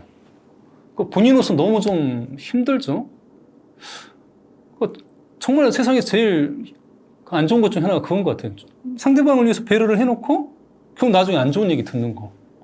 누가 그렇게 하라고 그랬어? 아무튼 이런 식의 얘기 들으면 얼마나 기운 빠지고 얼마나 정말 정이 뚝 떨어집니까? 근데 이런 분들은 상대방만 탓할 게 아니라 자기 자신의 문제를 좀 더 생각해 볼 필요가 좀 있죠. 제가 이제 얘기를 하다 보니까 생각나는 일이 있는데, 제가 이제, 얼마 전에 이제 어디 이제 강의를 나갔는데, 지방으로. 저는 사실 이제 걷기를 참 좋아하거든요. 그래서 특히 이제 낯선 풍경들을 걸을 때, 저한테는 이게 작은 여행 같은 게 돼서, 저는 이제 강의장과 이제 어떤 기차역이 좀 멀지 않으면 일부러 많이 걸어가요. 시간 여유도 좀 있을 때. 저한테는 그게 소소한 즐거움이고 기쁨인데, 행사 담당자, 그 강의 담당자가 자꾸 이렇게 마중을 나오겠다는 거예요. 근데 저는 이제 정말 이렇게 말씀드렸거든요. 저는 사실 걷는 거 좋아하고, 오히려 저는 좀 이렇게 천천히 기차 시간도 있기 때문에 천천히 가겠다라고 말씀드렸는데, 이분이 멀리서 오신 손님인데 그렇게 할 수 없다라고 계속해서 저는 두 번, 세 번 거절을 했는데, 계속해서 이렇게 나오겠다고 해서 결국 나왔어요. 저도 이제 끝까지 이렇게 너무 이제 나오지 말아라고 이렇게 얘기하기가 좀 뭐해서 나왔는데, 그래서 이제 거의 한 40분 일찍 도착을 했는데, 사실 개인적으로는 좀 그분한테 너무 이제 과한 친절이라고 사실 이렇게 느낀 거죠. 근데 이런 분들이 있죠. 그러니까 우리는 이 배려를, 사실 너무 의도 중심적으로 생각하죠. 내가 상대방을 배려하면 상대방도 그 의도를 알 거라고 생각을 하지만 사실 그렇지 않아요. 그러니까 의도가 중요한 게 아니고요. 실제로 상대방이 나로부터 배려받는다는 그 느낌을 받는 게 굉장히 중요하죠. 그래서 사실은 내가 배려심이 있는 사람인가, 나는 배려하는 사람인가는 자기 평가로 우리가 알 수 없는 거고요. 가족들이나 주변 사람한테 물어봐야 됩니다. 내가 가족들을 배려하는 사람이야? 라고 물어봤을 때 아니? 라고 얘기를 하면 정말 좀 생각을 해봐야 돼요. 그러니까 많은 배려는 자기 중심적인 배려입니다. 실제 다른 사람들을 편안하게 해주고 다른 사람들을 기쁘게 하는 어떤 이런 배려가 아닌. 그래서 자기 중심적인 배려에 갇혀있는 분들은 좀 더 자기 자신을 좀 더 돌아보고요. 물어볼 필요가 있어요, 사실. 잘 모르겠다면 솔직하게 내가 좀 인정하죠. 상대방이 뭘 원하는지 잘 모른다면 사실 물어보는 것도 괜찮아요. 가족 간에 혹은 가까운 사람 간의 갈등도 사실 이런 문제거든요. 그러니까 우리는 상대방한테 물어보지 않아요. 그냥 내가 상대방한테 해주는 것 그 자체를 상대방이 좋아해 주길 바라는 거예요. 그러니까 이게 자기 중심적인 관계죠. 전 세계 모든 부모님들이 자녀들의 건강과 행복을 바랍니다. 그렇지 않나요? 자녀들의 행복을 위해서 자기 자신을 희생시키면서 오늘 또 열심히 부모님들이 이렇게 직장 생활도 하고 양육도 하고 계시죠. 근데 정말 놀라운 사실 하나가 뭔지 아세요? 전 세계의 모든 부모님들, 모두는 아니겠고요. 거의 모든 부모님들, 많은 부모님들이 자녀들에게 너는 언제 행복하니? 라고 물어보지 않는다는 거죠. 자녀들의 행복을 원한다면서. 부부간에도 마찬가지죠. 당신은 언제 행복해? 라고 안 물어봐요. 왜? 우리는 자기중심적 배려가 몸에 뱄어요. 그냥 내가 해주는 것 자체를 너희들은 고마워해주고 그냥 그걸 사랑이고 행복이라고 받아들이기를 원하는 거예요. 상대방에게 물어보고 상대방이 뭘 원하는지, 언제 어떤 방식으로 해주기를 바라는지 물어보지 않고 그냥 내가 내 식대로 해주고 그걸 배려라고 받아들이길 바라는 이런 마음들이 크기 때문에 결국 인간관계가 노력해도 좋은 결과가 이어지지 않는 경우가 많죠. 그래서 뭔가 상대방을 위해서 열심히 뭔가를 해주면서도 좋은 소리를 못 들으신 분들은 내가 상대방을 위한 어떤 그런 배려가 정말 다른 사람을 위한 배려인지 아니면 자기 만족적인 배려인지 자기 중심적인 배려인지 꼭 한번 생각해 보셨으면 좋겠습니다. 그렇죠. 이런 경우 참 많죠. 그러니까 가는 말이 고우면 오는 말이 고와야 되고, 내가 상대방한테 잘해주면 상대방도 나한테 잘해주면 인간관계가 어떻습니까? 하나도 어려울 거 없습니다. 근데 인간관계가 꼭 그렇게 되나요? 내가 잘해준다고 상대방이 그만큼 나한테 잘해주나요? 그렇지 않을 때 참 많죠. 그럴 때 참 섭섭함도 느끼고 실망감도 느끼고 어떨 때는 굉장히 배신감도 느낄 수 있겠죠. 그렇죠? 좋은 관계가 뭐냐? 좋은 관계는 너무 간단하죠. 좋은 관계가 뭘까요? 나도 좋고 너도 좋은 관계가 좋은 관계죠. 근데 이 간단한 게 너무 어렵습니다. 그렇죠? 처음에는 잠깐 그런 느낌이 들지만 시간이 지나면 지날수록 기울기가 생기죠. 뭔가 나만 애쓰는 것 같고 나만 상대방을 위하는 것 같고 상대방은 별로 나 생각 안 하는 것 같고 나를 안 챙겨주는 것 같은 이런 느낌들이 시간이 지날수록 이제 들게 되겠죠. 그래서 인간관계라는 건 온전한 수평적인 관계는 없어요. 관계의 기울기라는 게 늘 어느 한쪽으로 치우쳐 있죠. 근데 이 관계의 기울기라는 게 결국은 내가 감당할 수 있는 수위가 있습니다. 계속 내가 감당할 수 있는 건 아니죠. 어느 선까지는 관계의 기울기를 내가 감수할 수 있어요. 왜? 내가 상대방을 더 좋아하거나 상대방이 나한테 중요한 사람이라고 한다면 이 관계의 기울기를 감당할 수 있는 크기도 커지죠. 그렇죠? 내가 더 좋아하니까. 상대방이 나한테 중요한 사람이니까 그만큼 더 이 관계의 기울기를 감수하는데 그렇다 하더라도 그럼에도 불구하고 내가 감당할 수 있는 한계치가 있죠. 계속해서 상대방과 일방적인 관계를 내가 감수할 수는 없잖아요. 그래서 내가 감당할 수 있는 한계를 알려주는 신호가 있어요. 그걸 잘 알아야 됩니다. 그럼 관계의 기울기가 지금 감당할 수 있는 선을 넘어섰다는 그 신호가 뭘까요? 그게 이제 한 3가지가 있는 것 같아요. 첫 번째가 피해의식입니다. 계속 피해의식이 생기는 거예요. 나는 상대방을 이렇게 해주는데 쟤는 계속 나만 혼자 애쓰는 것 같아. 이런 식의 이제 피해의식이 생기고 두 번째는 보상심리가 생기죠. 다 연결돼 있죠. 내가 한 만큼 너도 나한테 해줘야지. 너는 왜 안 해? 내가 한 만큼 너도 해주길 바라는 이런 기대나 이런 생각들이 처음에는 그런 생각 없이 해줬다가도 나중에는 이제 이런 생각들이 계속 보상심리가 올라온다면 이미 위험한 상태라는 어떤 신호인 거죠. 이게 이제 해결이 안 되죠? 이게 해결이 안 되면 그 다음에 이제 분노, 더 심한 경우는 배신감이 드는 거예요. 그래서 분노나 배신감, 그러니까 실망감이나 서운함, 섭섭함 정도는 감내할 수 있는 정도의 기울기인데 이 감정을 잘 분류하고 알아차려야 되는 게 중요한 이유가 이제 이런 부분들입니다. 그래서 내가 감당할 수 없는 것은 이제 분노나 배신감까지 느껴지는 어떤 이런 상황까지 치닫고 있다면 이 관계는 위험하다는 신호예요. 그럼 그때 우리가 뭘 해야 되느냐? 많은 사람들이 손절을 해요. 근데 인간관계를 사실은 경제적인 용어 손절로 이렇게 바라보는 건 저는 굉장히 문제라고 보고요. 내가 할 수 있는 노력들은 하고 그 다음에 가장 이제 최후의 방법으로 손절이라는 것도 생각해 볼 수 있고 내가 할 수 있는 노력을 먼저 해야죠. 그럼 내가 할 수 있는 노력은 뭘까요? 많은 사람들이 이제 거리두기를 합니다. 나만 계속 연락하고 전화하고 뭐 이렇게 하니까 연락을 이제 안 하게 되는 거죠. 근데 이 방법도 별로 좋은 방법은 아니죠. 왜? 점점 나 연락을 안 하게 되면 상대방도 더 연락을 안 하게 되면서 이것도 이제 어떻게 보면 손절로 이어지기 쉽겠죠. 이게 참 어렵지만 결국은 인간관계를 풀어가는 어떤 그런 좋은 방법은 결국 대화, 소통의 능력들을 이제 사실은 이제 길러내야죠. 그래서 내 불만을 얘기하는 거. 넌 왜 이렇게 이기적이야? 왜 너는 너밖에 몰라? 이제 이런 식으로 얘기하면 더욱더 이제 관계는 파탄으로 흘러갈 수밖에 없고요. 이런 식의 불만을 초점에 두고 얘기하는 게 아니라 내가 원하는 거. 내가 연락을 이렇게 그때그때 연락하면 바로 또 이렇게 뭐 예를 들면 카톡도 답장을 하거나 이렇게 바로 전화 주는 것처럼 너도 내가 연락하면 바로바로 답장을 주면 좋겠어 랄지 지난번에 뭐 너 편한 곳에서 만났을까? 이번엔 내가 편한 곳에서 만나자. 이런 식으로 좀 더 내가 원하는 거. 상대방 고민은 잘 들어주는데 상대방이 내 고민을 잘 안 들어준다면 내가 너 고민을 잘 들어주는 것처럼 너도 내가 힘들 때는 내 고민을 잘 들어주면 좋겠어. 이런 식으로 좀 더 내가 원하는 것을 이야기를 해보고 이렇게 이제 이야기를 했는데도 상대방이 전혀 달라지는 게 전혀 없다라고 한다면 이 관계는 이제 좀 재고를 해봐야죠. 그래서 참 어렵지만 인간관계는 그만큼 이런 소통의 능력들을 또 향상시켜 나가는 게 우리한테는 또 중요한 이 갈등 해결 능력들을 키워나가는 방법이지 않을까 싶습니다. 그렇죠. 너무 힘들게 느껴지시는 날이 있죠. 근데 그게 하루가 아니라 그게 몇 달이 되고 계속해서 힘들고 지친다면 어떻게 될까요? 그게 이제 사실 이제 번아웃이죠. 그러니까 일반적인 피곤이나 어떤 지치고 힘든 것은 사실은 잘 쉬면 회복됩니다. 그렇죠? 뭐 이렇게 맛있는 것도 먹고 굉장히 친한 친구도 만나고 뭐 여행도 갔다 오고 이러면 좀 지치고 힘든 것도 좀 회복이 좀 되죠. 근데 번아웃에 빠지면 이런 식으로 시간을 갖고 휴식을 취해도 잘 회복이 안 일어납니다. 그런 기분 들 때 있죠. 뭔가 쉬어도 쉰 것 같지 않다라고 하는 느낌들. 근데 대한민국의 이 번아웃 문제가 너무 심각합니다. 그러니까 예전에는 뭐 특정 직업군들, 뭐 특정 연령대의 문제라고 한다면 지금 대한민국은 남녀노소 할 것 없이 지금 전 연령대마다 이 번아웃을 호소하시는 분들이 너무 늘고 있어요. 뭐 거의 10명 중에 8, 9명은 번아웃을 호소하시는데요. 이 정도면 번아웃에 빠지지 않는 사람이 이상한 사람이죠. 번아웃에 걸리는 사람이 너무 어떻게 보면 자연스러운 거고요. 근데 우리가 번아웃은 일반적인 피곤과 피로하고 좀 다르죠.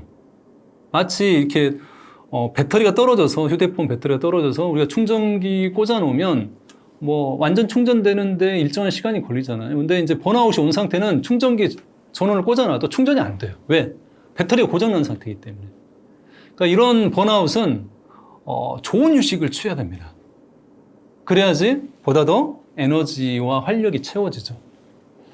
근데 우리는 막 인간관계도 고민하고 일은 참 많이 고민하지만 휴식에 대해서는 별로 고민하지 않아요. 그러니까 번아웃에 많이 빠지는 사람들의 특징들이 있어요.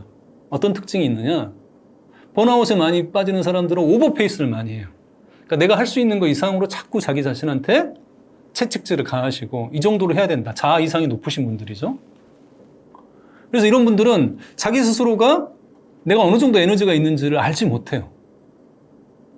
그러니까 자기 스스로 에너지를 알지 못하기 때문에 자꾸 이제 오버페이스를 하게 되죠. 몸의 감각이 떨어져서죠. 자꾸 어떤 생각으로 이 정도는 해야지 자꾸 어떤 계획에만 자기를 맞추려고 하기 때문에 머리에 몸을 자꾸 맞추려고 하다 보니까 결국 번아웃이 옵니다. 두 번째는 휴식 시간에 굉장히 불편함을 느끼시는 분들. 뭔가 자꾸 생산적인 어떤 그런 강박들을 가지고 계신 분들이 휴식 시간에 뭔가 어떤 생산성을 높이는 어떤 휴식을 취해야 된다라고 자꾸 생각을 해서 자기한테 맞지 않는 굉장히 다른 사람들이 좋다고 하는 휴식들을 자꾸 자기한테 이렇게 적용하려고 하는데 그러다 보니까 더 휴식이 노동처럼 되기 쉽죠. 그다음 세 번째는 이런 분들일수록 자기가 어떻게 쉬는 게 기쁨과 활력을 주는 휴식인지 좋은 휴식을 잘 몰라요. 그래서 우리는 휴식에 대해서도 이제 사실은 좀 고민을 좀 해봐야 되고요. 어떤 게 나한테 활력과 기쁨을 주는지 잘 살펴봐야 됩니다. 그래서 나에게 좋은 휴식, 이걸 잘 취해야지 보다 더 우리의 어떤 그런 삶이 탄성을 가지고 있고, 보다 더 활기를 가지고 살아갈 수가 있겠죠. 그래서 저는 이제 좋은 휴식은 한 3가지가 좀 중요한 것 같아요. 뭐가 중요하냐? 첫 번째는, 자연이 중요합니다. 그러니까 우리가 쉴 휴라는 말 자체부터가 어떤 뜻입니까? 사람인의 나무 목이잖아요. 그러니까, 사실은 도시라는 또 이런 환경 자체가 우리를 더욱더 더 지치고 많은 스트레스를 주기 때문에 휴식 시간에만큼은 좀 더 자연과 접촉하는 거. 그렇다고 해서 뭐 우리가 나는 자연이다처럼 뭐 산속으로 들어갈 수는 없고요. 쉬는 시간 잠깐 이런 옥상에 올라가서 바람 한번 쐬고 이렇게 하늘 한번 또 올려다보고 또 식사하시고 또 가로수길 어떤 회사 근처 이렇게 좀 산책하시고 뭔가 이런 식으로 일상에서 좀 더 녹색 환경을 좀 더 접촉하는 어떤 빈도를 늘려나가시는 게 참 좋고요. 저는 꼭 권장드리는 게 화분 기르는 거 참 권장합니다. 이게 사무실 책상이나 어떤 집에 이렇게 화분 한두 개. 처음에 이제 초보신 분들은 좀 기르기 좀 쉬운 것부터 이렇게 해서 좀 기르시고 너무 이렇게 화분만 두지 마시고 화분에 이름도 좀 붙여주시고 이렇게 자꾸 이렇게 좀 대화도 하고 인사도 좀 건네고 나 물 마실 때 뭐 이 친구 물도 좀 주고 요즘엔 반려식물이라는 표현도 좀 써요. 반려집사 뭐 이런 표현도 좀 쓰는 것처럼 어떤 분들은 화분 들고 이렇게 산책 나가시는 분도 계세요. 이 친구는 볕을 좋아하는 친구라서 같이 이렇게 산책 나가야 된다라고 해서 산책 나가시는 분들도 있고 그래서 좀 더 우리가 녹색 환경과 좀 접촉을 하게 되면 우리 뇌가 자연스럽게 이렇게 이완이 됩니다. 우리 몸과 마음이 좀 이완이 좀 되고요. 그래서 자연 참 중요하고요. 그다음 두 번째가 균형입니다. 그러니까 많이 쓰는 것은 좀 쉬게끔 하고요. 안 쓰는 거 좀 쓰게끔 하는 거. 이게 이제 휴식에서 굉장히 좀 필요하고요. 근데 정신노동 하시는 분들 휴식 때조차 너무 정신적인 휴식을 취하시게 되면 예를 들어서 막 감상이랄지 막 독서랄지 이런 거 하시면 사실은 더욱더 더 쓴 걸 또 쓰게 되니까 제대로 휴식이 안 일어나죠. 그래서 정신적인 어떤 그런 노동을 많이 하신 분들은 뭘 많이 써야 될까요?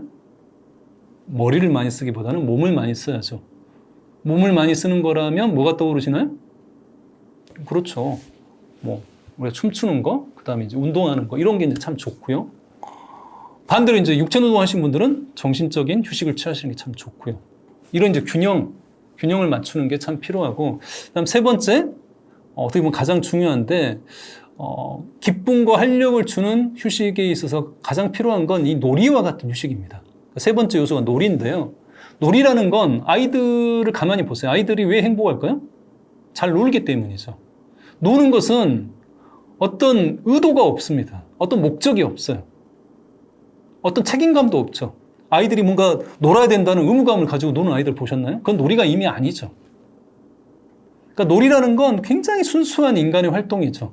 보상이나 결과 때문에 하는 것도 아니고 책임이나 의무 때문에 하는 것도 아닌 그 활동 자체가 기쁨과 즐거움을 줄 때 우리는 그 활동을 놀이라고 할 수 있죠. 근데 정신적으로 병든 사람들은 놀 줄을 몰라요. 그러니까 정신과 의사, 이 상담에서 어떤 치유의 목표가 많은 분들이 이걸 놓치고 계신 분들이 많은데요. 놀지 못하는 사람을 놀게끔 만드는 게 사실 치유예요. 그렇죠? 늘 불안하고 늘 긴장되어 있고 늘 뭔가 생산적인 걸 해야 된다는 이런 강박에 갇혀있는 사람들을 그런 부분부터 좀 풀어주고 내가 뭔가 좋아하는 거, 내가 기쁨을 느끼는 거 이런 것들을 찾아서 할 수 있도록 이렇게 변화시켜 나가는 것들이 온전한 치유입니다. 치유라는 건 고통을 덜 느끼는 게 아니라 내 삶의 활력과 기쁨을 느껴나가는 게 보다 더 치유라고 볼 수 있겠죠. 그렇지 않을까요? 그렇기 때문에 내가 무엇을 할 때 기쁨과 활력을 느끼는지를 스스로가 찾아가는 게 필요합니다. 이걸 이제 라틴어로 오티움이라고 얘기하는데요. 오티움은 내 영혼의 기쁨을 주는 능동적 휴식을 이야기합니다. 근데 이건 사람마다 다 달라요. 이 순수한 기쁨을 주는 활동은 어떤 사람은 그게 악기를 연주하는 것일 수도 있고요. 어떤 사람들은 옷을 만들어 입는 것일 수도 있고 어떤 사람은 캠핑하는 것일 수도 있고요. 어떤 사람들은 이런 전원을 가꾸거나 혹은 주말 농장을 가꾸는 것일 수도 있고 어떤 사람은 합창하는 것일 수도 있고 어떤 사람은 암벽 등반을 하거나 조기 축구를 하거나 뭐 발레를 하거나 뭐 여러 가지가 있을 수 있죠. 심지어는 기도나 묵상이나 봉사활동도 오티움이 될 수 있습니다. 단 의무나 책임감이나 보상이나 결과 때문에 하는 게 아니라 그 자체가 나한테 기쁨을 줄 때. 저는 이제 오티움이라는 책을 썼는데 이 책을 쓰면서 굉장히 놀란 건 기도나 묵상, 명상 이런 것들도 얼마든지 오티움이 되고요. 또 그렇게 하루를 시작하거나 마감하시는 분들 꽤 많다는 것들을 알고 놀랐어요. 뭐 108배로 하루를 시작하거나 명상이나 묵상이나 그게 어떤 스스로에게 삶의 어떤 굉장히 안정감들을 주고 영혼의 잔잔한 기쁨을 준다면 이게 얼마든지 오티움이죠. 그래서 여러분들이 오티움을 꼭 한번 찾아보셨으면 좋을 것 같고요. 이렇게 자력의 행복과 기쁨을 우리 스스로가 느낄 때 그게 건강한 어른입니다. 그게 건강한 어른이고요. 이런 자력의 행복과 기쁨을 얻어갈 때 인간관계도 잘 풀립니다. 인간관계 불행한 사람들의 공통적인 특징이 뭔지 아세요? 제가 정신과 상담에서 깨달은 건 뭐냐면 인간관계가 고통 속에 늘 빠지기 쉬운 분들은 자력의 기쁨과 행복이 없어요. 그렇기 때문에 늘 다른 사람이 나를 행복하게 해주고 기쁘게 해주기를 바랄 뿐이죠. 다른 사람이 나를 행복하게 해주기를 바라는 기대가 크다면 관계가 좋아질까요? 우리 가족이 나를 기쁘게 해주기를 바라는 기대가 커지면 내 말을 잘 듣기를 바라고 나를 기쁘게 해주기를 바라는 또 이런 기대가 커질수록 오히려 가족과의 불안은 커지겠죠. 그렇죠? 근데 자력의 기쁨과 행복이 있다면 다른 사람한테 그런 기대나 마음들이 약해져요. 그렇지 않을까요? 나 스스로가 기쁨을 느끼는 시간들이 있기 때문에. 그래서 여러분들도 보다 더 어떤 일과 삶의 균형, 자아 관계의 균형을 찾아가려면 이런 오티움과 같은 시간, 놀이와 같은 휴식이 우리에게 굉장히 중요하다고 생각을 합니다. 이 책은 이제 자기 친절과 자기 돌봄에 대한 주제로 쓴 책인데요. 많은 분들이 혹시 이제 이 책을 읽고 나서 나는 이제부터는 이제 자기 비난하지 말아야지. 나를 친절하게 대해야지. 혹시 이제 이런 결심을 하실까봐 좀 약간 염려됩니다. 여러분들, 자기 비난을 내가 하지 말자라고 결심한다고 해서 자기 비난을 안 할 수 있을까요? 이게 잘 안 돼요. 그쵸? 이게 너무 오랜 시간 동안 자동적으로 내 마음 안에서 자기 비난의 또 이런 마음들이 자라왔기 때문에 이게 하루아침에 내가 결심한다고 절대 사라지지 않습니다. 그래서 자기 돌봄이란 건 자기 비난을 하지 않는 게 자기 돌봄이 아니에요. 그럼 자기 돌봄은 뭐냐? 내 자동적인 마음, 이 자기 비난의 마음이 내 안에 있다는 것들을 인정하고 받아들이고 이런 자기 비난의 마음이 떠올랐을 때 아, 내가 또 자기 비난을 하고 있구나라고 알아차리고 자기 친절의 마음으로 이렇게 돌아갈 수 있을 때 이게 바로 자기 돌봄입니다. 그래서 혹여라도 내가 자기 비난 오늘부터 하지 말아야지 이렇게 결심하고 또 자기 비난했을 때 나는 안 되는구나. 역시 나는 안 되지라고 또 자기 비난에 빠지는 어떤 이런 악순환에 빠지지 않으셨으면 좋을 것 같고요. 자기 비난은 늘 한동안 우리에게 떠나지 않고 계속 올 거라는 거. 그런 자기 비난을 환영까지는 할 수 없지만 인정하고요. 또 알아차리고 자기 친절의 마음으로 그럴 수 있어. 그렇지만 나는 나를 친절하게 대할 수 있어라고 이렇게 하셨으면 좋을 것 같아요. 그래서 이렇게 좀 더 조바심을 내려놓고요. 뭔가 하루아침에 뭔가 나를 다 바꾸겠다 이런 마음 내려놓으시고 오늘 내가 할 수 있는 작은 친절이 쌓이고 쌓이면 결국은 나와의 관계가 바뀌고요. 삶이 바뀌게 됩니다. 저는 이제 자기돌봄 클럽을 운영하고 있는데요. 이 자기돌봄 클럽에서도 이제 이런 자기 친절 훈련들 연습을 계속 하고 있는데 어떤 분이 얼마 전에 이런 얘기를 하시더라고요. 이분도 굉장히 자기 비난이 심하고 굉장히 소심하고 굉장히 뭔가 스트레스 받으면 어찌할 바를 모르는 분인데 이분이 이제 급한 약속 때문에 어딘가를 갔는데 그 주차장에 주차를 하다가 이제 접촉사고를 낸 거예요. 근데 예전 같았으면 그렇게 접촉사고를 내면 자기 비난을 바로 이제 했을 거라는 거죠. 이 바보, 응? 그리고 어찌할 바를 모르고, 여성분인데 배우자한테 전화해가지고 큰일 났어, 큰일 났어. 이제 이런 식으로 이제 호들갑을 떨었을 텐데, 그날은 그냥 자기도 모르게 노력하지도 않았는데, 자기 친절의 마음이 이렇게 딱 올라오더라는 거죠. 괜찮아. 이렇게 서두를 때 그렇게 실수할 수 있어. 그렇게 큰일 아니야. 너가 스스로가 풀어갈 수 있어라고 얘기를 하고, 그 자동차 이제 그 전화번호가 있는지 확인해보고 전화번호가 없으니까 그 건물에 그 카페 손님일 거라고 생각하고 카페 들어가서 카페 그 직원분한테 부탁을 해서 차량 번호 얘기하고 이렇게 이제 그 차주 이제 만나게끔 이렇게 해서 그분한테 정중하게 사과하고 이런 식으로 보험 처리했다는 이야기를 저한테 해주시면서 제가 이렇게 달라졌다나 또 이런 표현들을 해주시더라고요. 그래서 여러분들 너무 조바심 갖지 마시고요. 오늘 내가 할 수 있는 작은 친절 그리고 내가 나한테 할 수 있는 자기 친절의 자기 대화 내가 나에게 친절하기를 내가 나를 잘 돌볼 수 있기를 이런 식으로 좀 더 자기 자신을 토닥이면서 혹은 자기 자신을 감싸주면서 이렇게 자기 친절의 자기 대화를 해나갈 수 있다면 이렇게 조금씩 자기 자신과의 관계가 달라질 수 있다고 생각을 합니다. 그래서 멈추지도 마시고 너무 서두르지도 마시고 그냥 한 걸음씩 나아가시는 여러분이 되셨으면 좋겠습니다.